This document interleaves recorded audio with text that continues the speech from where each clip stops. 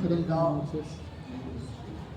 لله الذي أبدعنا أخلاق الرضي والسلام على من كان نبيه وآله بين الماء والطين وعلى آله وصحبه أجمعين أما بعد فأعوذ بالله من الشيطان الرجيم بسم الله الرحمن الرحيم وإذ قال ربك للملائكة إني جاعل في الأرض خليفة صدق الله العظيم وصدق رسول أمين متين مؤمن كريم ونحن لا ذلك لمن الشاهدين والشاكرين والذاكرين والحمد لله رب العالمين.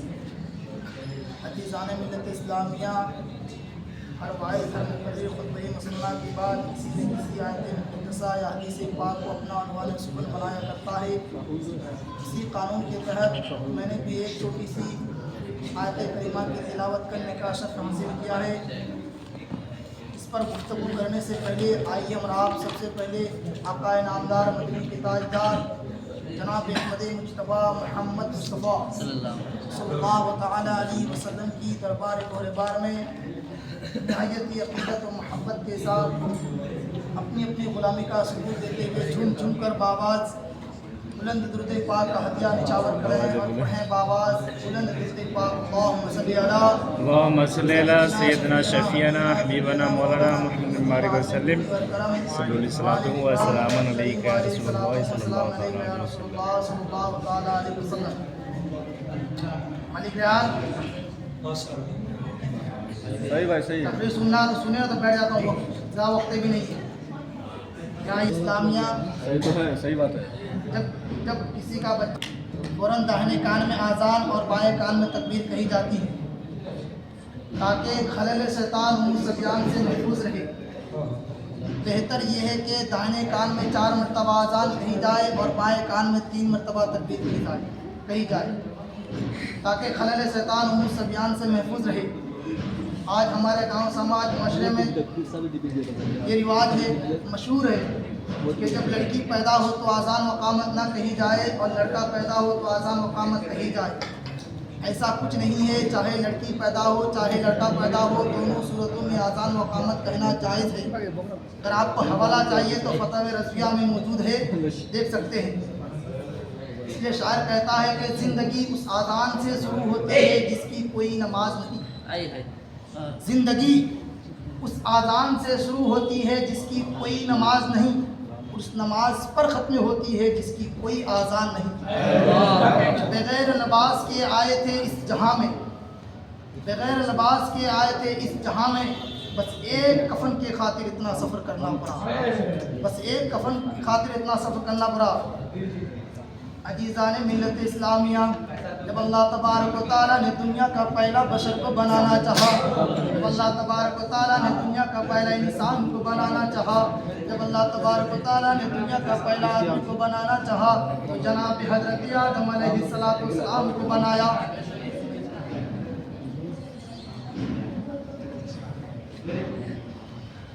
گفتگو کر لیجیے پہلے، پھر بعد میں نہیں بولنا. تبارک و تعالیٰ نے دنیا کا پہلا بشر کو بنانا چاہا، جب اللہ تبارک و تعالیٰ نے دنیا کا پہلا انسان کو بنانا چاہا، جب اللہ تبارک و تعالیٰ نے دنیا کا پہلا آدمی کو بنانا چاہا تو جناب حضرت آدم علیہ السلام کو بنایا، جو تمہارے اور ہمارے نسل انسان کے باپ جناب حضرت آدم علیہ السلام ہے. جناب حضرت آدم علیہ السلام ہے. پروردگار عالم نے ارشاد فرمایا وَإِذْ قَالَ رَبُّكَ لِلْمَلَائِكَةِ إِنِّي جَاعِلٌ فِي الْأَرْضِ خَلِيفَةً. اے فرشتوں، میں زمین میں اپنا خلیفہ بنانے والا ہوں، میں زمین میں اپنا نائب بنانے والا ہوں. یہ اعلان اسی وقت فرمایا تھا، یہ اعلان اسی روز فرمایا تھا جب اللہ تبارک و تعالیٰ نے حضرت آدم علیہ السلام کو بنایا جا رہا ہے. تو فرشتوں سے کہا وَإِذْ قَالَ رَبُّكَ لِلْمَلَائِكَةِ إِنِّي جَاعِلٌ فِي الْأَرْضِ خَلِيفَةً. اے فرشتوں، میں زمین میں اپنا خلیفہ بنانے والا ہوں، میں زمین میں اپنا نائب بنانے والا ہوں. جب حضرت آدم علیہ السلام کو بنایا جا رہا ہے تو پروردگار عالم نے فرشتوں کو حکم دیا، فرشتوں کو بھیجا، اے فرشتوں جاؤ زمین پر جاؤ.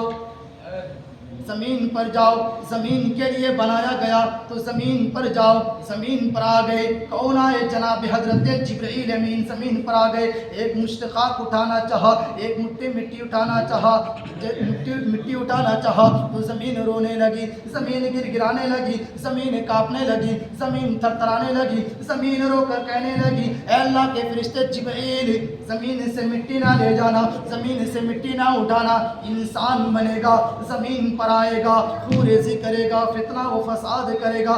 لیکن بلبل سدرہ، طائر سدرہ جناب حضرت جبرائیل امین نے دیکھا کہ زمین رو رہی ہے، زمین گر گرا رہی ہے، زمین کانپ رہی ہے، زمین تھر تھرا رہی ہے، زمین کا رونا دیکھ کر، زمین کا گر گرانا دیکھ کر، زمین کا تھر تھرانا دیکھ کر حضرت جبرائیل امین کو رحم آ گیا۔ پروردگار عالم نے پوچھا اے جبرائیل زمین پر نہیں گئے کیا؟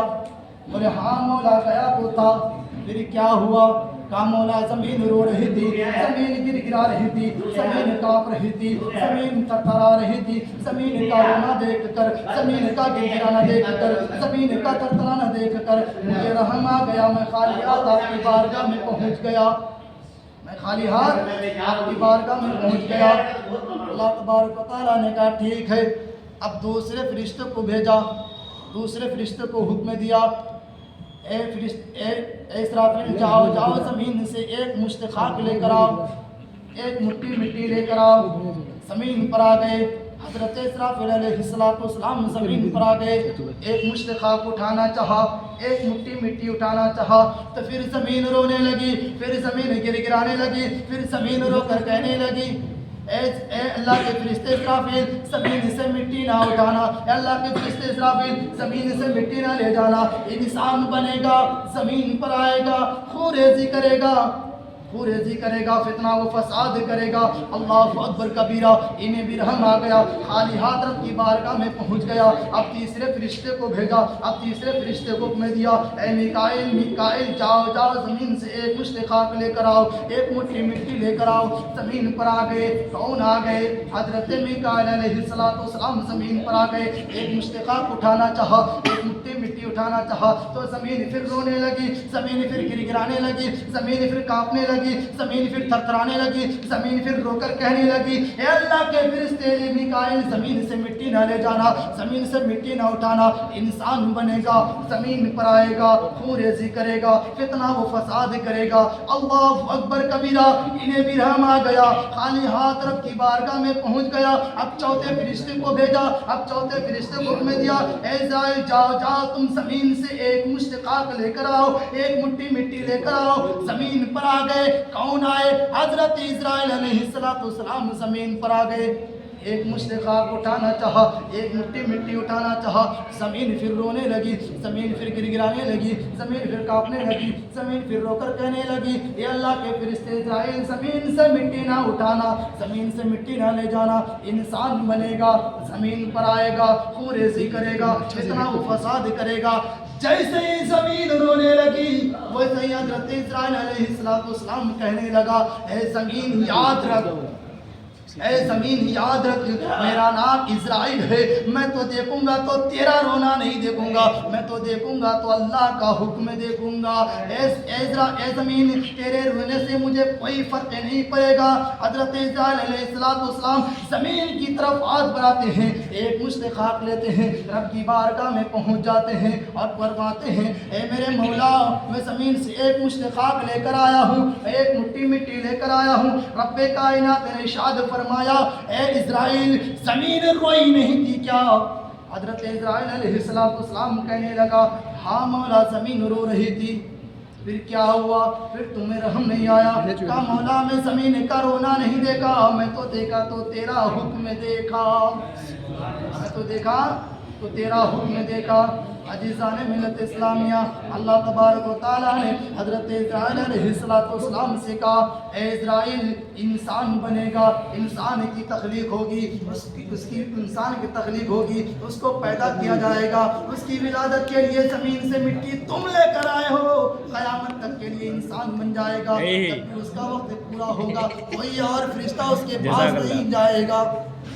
اسرائیل کوئی اور فرشتہ اس کے پاس نہیں جائے گا. اس کی ولادت کے لیے زمین سے مٹی تم لے کر آئے ہو تو قیامت تک کے لیے انسان بن جائے گا. جب اس کا آخری وقت ہو جائے گا, جب اس کا پورا وقت ہو جائے گا, کوئی اور فرشتہ اس کے پاس نہیں جائے گا, تم ہی جا کر کے اس کی روح کو قبضے کرو گے. بس اللہ تبارک و تعالیٰ نے حضرت اسرائیل علیہ السلام کی ڈیوٹی لگا دی. اے اسرائیل جاؤ جاؤ, تم ہی جا کر کے اس کی روح کو قبضے کرو. عزیزان ملت اسلامیہ, آپ کو میری بات سمجھ میں آ رہی ہے؟ بالکل بالکل.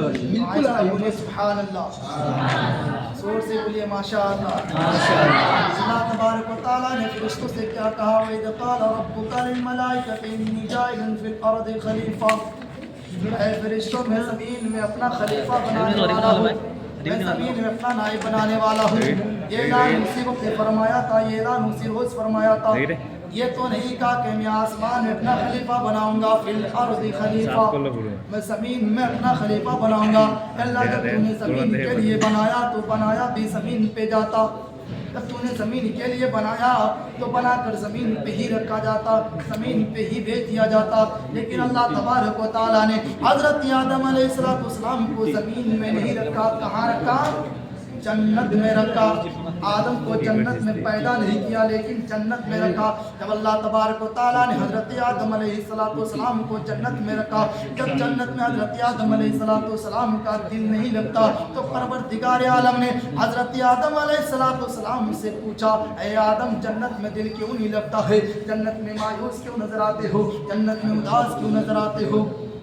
حضرت آدم علیہ السلام نے کہا, اے میرے مولا, اے میرے پروردگار, جنت میں درخت ہے, جنت میں باغات ہے, جنت میں محلات ہے, جنت میں نہر ہے, جنت میں سب کچھ ہے, لیکن جنت میں میرا دل لگانے والا ہم ساتھی کوئی ساتھی نہیں ہے. پروردگار عالم نے ارشاد فرمایا, ٹھیک ہے میں تیرا ساتھی بھی بنا دیتا ہوں. اللہ تبارک و تعالیٰ نے حضرت آدم علیہ السلام پر تھوڑی سی نیند عطا فرمائی. پھر نیند آپ کے اوپر ظاہر بظاہر ہوئے. جیسے نیند کا جھونکا آیا تو اللہ تبارک و تعالیٰ نے حضرت آدم علیہ السلام کی بائیں پسلی سے ہم سب کی ماں حضرت حوا کو پیدا فرمایا. حوا کو پیدا فرمایا. اللہ تبارک و تعالیٰ نے حضرت انسان کو کس لیے پیدا کیا؟ اسی لیے پیدا کیا, منہا خلقناکم وفیہا نعیدکم ومنہا نخرجکم تارۃ اخری. آپ بھی جانتے ہیں, میں بھی جانتا ہوں, اساتذہ بھی جانتے ہیں, مسلمان کا بچہ جانتا ہے کہ قرآن کریم کی آیت ہے. یہ ایک خاص وقت پر دعا پڑھی جاتی ہے. جب کسی کا انتقال ہو جاتا ہے, جب اس کو قبر میں دفن کر دیا جاتا ہے, تب آنے والے آتے ہیں, ایک مٹھی مٹی ہاتھ میں لیتے ہیں, پھر پڑھتے منہا خلقناکم. دوسری مٹھی مٹی ہاتھ میں لیتے ہیں, تب پڑھتے ہیں وفیہا نعیدکم. تیسری مٹھی مٹی ہاتھ میں لیتے ہیں, تب پڑھتے ہیں منہا نخرجکم تارۃ اخری. اے نبی کے پیارے دیوانوں, آپ نے کبھی اس آیت مقدسہ کے ترجمے پر غور کیا؟ کبھی آپ نے اس آیت مقدسہ کی تفسیر پر غور کیا؟ میں آپ کو ایک پیغام پہنچانا چاہتا ہوں. جب کسی کے باپ کا انتقال ہو جاتا ہے, جب کسی کی ماں کا انتقال ہو جاتا ہے, جب کسی کے بھائی کا انتقال ہو جاتا ہے, جب کسی کی بہن کا انتقال ہو جاتا ہے, جب کسی کے رشتہ دار کا انتقال ہو جاتا ہے, انتقال ہو جانے کے بعد اس کو غسل دیا جاتا ہے, اس کو گرم پانی سے غسل دیا جاتا ہے, کفن پہنایا جاتا ہے, خوشبو لگا جاتی ہے, پھر اس کی نماز جنازہ پڑھی جاتی ہے. اور نماز جنازہ مردے کے لیے دعائے مغفرت پڑھی جاتی ہے. نماز جنازہ میں نہ رکوع ہے نہ سجدہ, صرف اور صرف قیام. اور ایک بات یاد رکھنا, شہیدوں کو نہ غسل دیا جاتا ہے, کفن انہی کپڑوں میں انہی کو دفن کر دیا جاتا ہے. اب تو یہ کہ ہمارے مسلمان نوجوان بھائی بہن کو, ہمارے مسلمان بھائیوں کو نماز جنازہ کی نیت بھی یاد نہیں. نماز جنازہ کی نیت کتنی بڑی ہے. نیت کی میں نے نماز جنازہ 4 تکبیروں کے ساتھ واسطے اللہ تعالیٰ کے لیے, آج میت کے لیے کہ امام کے منہ میرا کعبہ شریف ہے, اللہ اکبر کہتا ہوا ہاتھ ناک کے نیچے باندھ لے, پھر توجہ تسمیہ پڑھیں, پھر توجہ تسمیہ پڑھیں, پھر صلاۃ پڑھیں, پھر بغیر ہاتھ اٹھائے اللہ اکبر کہیں, پھر درود ابراہیم پڑھیں, پھر بغیر ہاتھ اٹھائے اللہ اکبر کہیں, دعائے مغفرت پڑھیں, اللہ اکبر کریں, دعائے مغفرت کیا. اللہم اغفر لی حینا و میتنا و شاہدنا و غائبنا و صغیرنا و کبیرنا و ذکرنا و انثانا. اللہم من احییتہ منا فاحیہ علی الاسلام ومن توفیتہ منا فتوفہ علی الایمان. آپ اس کا ترجمہ سنیں گے تو آپ کا دل باغ ہو جائے گا. اللہم اغفر لی حینا و میتنا، اے اللہ ہمارے زندوں اور مردوں کی مغفرت فرما، شاہدینا و غائبینا، جو یہاں موجود ہے اور جو موجود ہیں ان کی بھی مغفرت فرما، و صغیرنا و کبیرنا، ہمارے چھوٹے اور بڑوں کی مغفرت فرما، و ذکرنا و انثانا، مرد اور عورتوں کی مغفرت فرما. اللہم من احییتہ منا فاحیی علی الاسلام، اے اللہ ہمیں جب تک دنیا میں زندہ رکھ، ایمان کے ساتھ رکھ. ومن توفیتہ منا فتوفہ علی الایمان، جب ہمیں دنیا سے اٹھا تو ایمان کے ساتھ اٹھا.